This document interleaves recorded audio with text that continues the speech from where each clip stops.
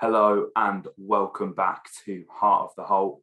As you can see today, I'm riding solo again. If you would have seen the last podcast, which not many of you have actually, so if you haven't, make sure you check it out for some Chelsea chat. Know that I'm just riding solo for a few videos as Dan is taking a much needed break. So yeah, again, all the best wishes to Dan. Get hashtag Wiseman for Prime Minister in the comments. We want to see that some more. I'm sure Dan would appreciate that right now. But yes, guys, as you guys know, it's what we do best on this channel, the kind of stuff that we love talking about, dissecting, analysing, and presenting for you wonderful people. It's transfer rumour mill season. And of course, the one name that I think has been on everyone's lips, especially since Steven Gerrard has walked through the door at Aston Villa, has been Glen Kamara. And up until recently, I think it hasn't really made all that much sense, of course, with a new manager coming in, going to want to sort of put their stamp on the team by bringing in their own players. It's totally understandable.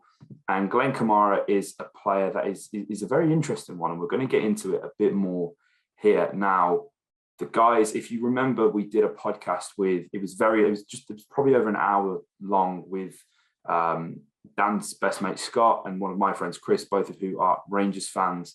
It was a really good episode. I'm not sure how many people made it to the end because it was so long, but basically Scott and Chris give us a massive rundown on Stevie G at Rangers, how things were, what we can expect, and educated both Dan and I.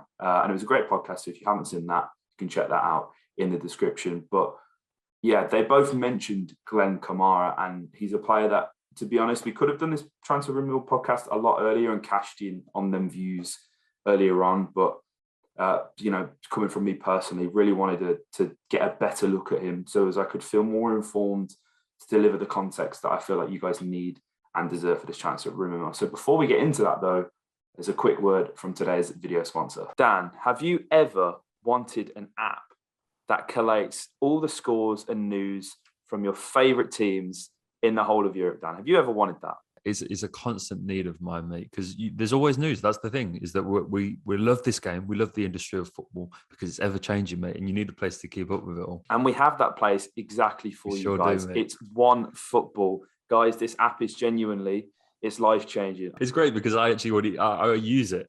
So it's great because it's where I pull the stats from for the podcast. So it's like there's all that new stuff as well, but you can track all of the players' stats from like across Europe for all the different leagues, for continental football as well. It's a dream. It's a dream. And the best part, mate, is it's free. It's free, and guys, it would help support the channel massively if you check that OneFootball using the link in the description down below. We promise you guys won't be disappointed. That is it. So guys, if you haven't checked out OneFootball already, make sure you check it out using our link in the description down below. Also, we're like 100 subscribers away from 5,000, and we've got a few days left of 2021, and it'd be absolutely amazing if we could reach 5,000 subscribers as we come into the new year. We'll be giving away a home and an away shirt, both of which are currently being delivered to my house, so hopefully we get them soon, so as we can hopefully give them away soon when we reach the goal. So yeah, now that has been said, let's get on to Glen Kamara. Had a very interesting career thus far. The Finnish-born player has been a part of Arsenal's academy. Now I think there's so many players that have been listed through the EFL that have come from Arsenal's academy. I mean, you only have to look as far as Henry Lansbury, who of course played for Villa. And players like Luke Ayling, I know, played for Arsenal. They've let go of so many, I would say average players. Because at the time they weren't living up to the potential or the ability that Arsenal needed them to have right at this second. You only have to take a look at the likes of Martinelli, Smith Rowe and Saka to see the level that they're looking at producing players. Them guys, they're doing a great job there. That's just to name a few from this job, from this sort of batch so far. But Glen Kamara, he is 26 years old, so he's been from previous Arsenal youth teams and has had a few loans.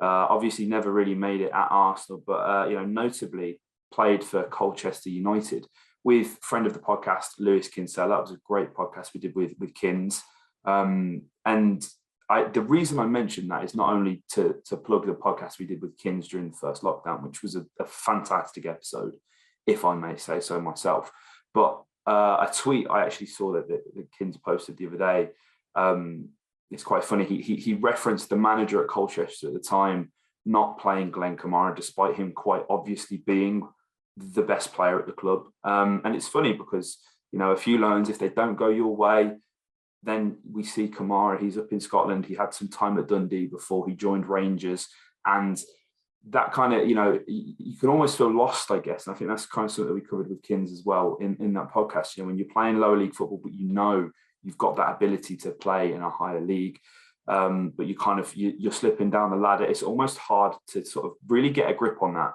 and get your career kicking forward. Now, since Kamara has joined Rangers from Dundee for £55,000, may I add as well. He's been an absolutely fantastic player now. You know, we've had to do a lot of sort of digging in terms of stats so as I can contextualize this for you guys.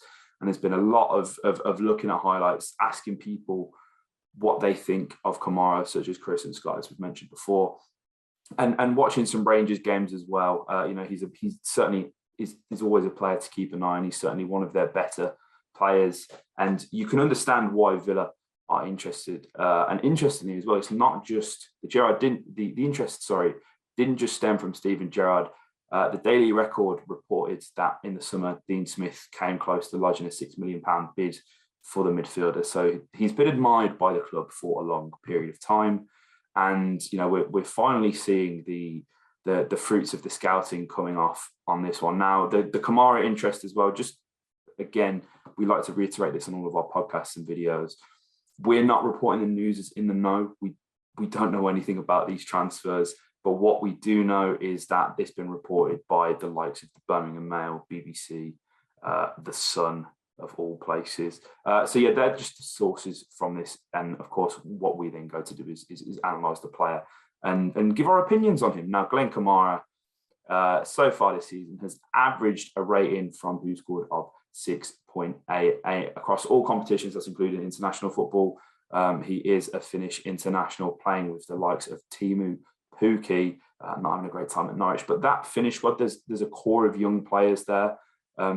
That looks quite exciting, actually. So seeing Kamara in the mix of that is exciting, I guess. Now, Kamara is a player that kind of predominantly operates in the midfield as almost a left-sided midfielder. He's not this kind of sitting in front of the back four midfielder that I think some fans have this conception of. I think he can certainly play there, but more often than not, he operates on the left in this kind of box-to-box Metzala role, if you like. And you know, it's very effective in what he does. You know, he's averaging 1.2 tackles per 90, which is 12 so far this season. 1.3 interceptions per 90 minutes as well, with an 88% pass completion rate over the past 365 days, according to FB Ref. You guys know I swear by that site. And he's averaging 1.6 key passes per 90. These are really important metrics. Now, none of the stats when you're researching Glen Kamara are that particularly stand out, and that has to be contextualized with the fact that Rangers dominate possession 85% of the time. Being in the Scottish League, of course, you know, you could liken it to the quality of the Championship or League One. But Rangers are like the team that's dropped out of the Premier League and have got all that money and can sign the better players and are just in general dominating play. So you're not going to see ridiculously high numbers in terms of tackles, interceptions, things like that, which I think is important to note. I think if you drop Glen Kamara into this Aston Villa side, you see so many more interceptions, so many more tackles, and running stats would be something interesting as well. I never know where to look for running stats, but Kamara does certainly look like a very fit player, which I think is really key to play this system that Steven Gerrard, has got Villa playing. I think we have to have mobile and fit midfielders. I think they're really important to the system. You know, with Sin, with the likes of Dougie and JJ, how important it is, and John, of course, as well, to have an engine in the midfield. That is really what Steven Gerrard requires. Now, funnily enough, FB Ref, you know, when you're looking at statistics, it often brings up 10 players that are similar in metrics